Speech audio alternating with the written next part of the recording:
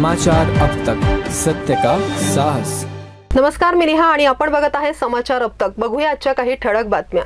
नागपूरच्या पवित्र दीक्षाभूमी येथे डॉक्टर बाबासाहेब आंबेडकर यांनी 14 ऑक्टोबर 1956 रोजी आपल्या लाखो अनुयायांसोबत बुद्ध धम्माचा स्वीकार केला होता। त्या दिवसाला धम्मचक्र प्रवर्तन दिन म्हणून ओळखले जाते।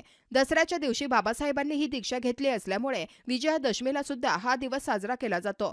परंतु तारखेनुसार हा दिवस साजरा करण्यासाठी दीक्षाभूमी येथे अनुयायी येतात। धम्मचक्र प्रवर्तन दिनानिमित्त परमपूज्य डॉक्टर बाबासाहेब आंबेडकर स्मारक समिती दीक्षाभूमी नागपूरच्या वतीने स्मारक समितीचे अध्यक्ष भदंत आर्य नागार्जुन ससाई यांनी डॉक्टर बाबासाहेब आंबेडकर यांच्या पुतळ्याला पुष्पहार अर्पण करून अभिवादन केले।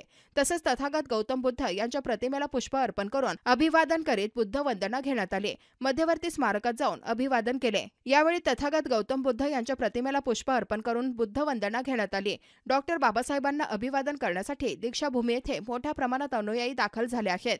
दीक्षाभूमी परिसरात विविध मूर्ती पुस्तकांचे स्टॉल लागले आहेत। नागपूरच्या काटोल रोडवर असलेल्या फेटरीच्या चिचोले येथे डॉक्टर बाबासाहेब आंबेडकर संग्रहालय शांतिवन येथे देखील आज धम्म प्रवर्तन दिनाच्या कार्यक्रमानिमित्त सुगम संध्या तसेच बुद्ध वंदनेचे आयोजन करण्यात आले असून बाबासाहेबांचा जीवन प्रवास दाखवणाऱ्या चित्र प्रदर्शनाचे देखील प्रदर्शन होणार आहे।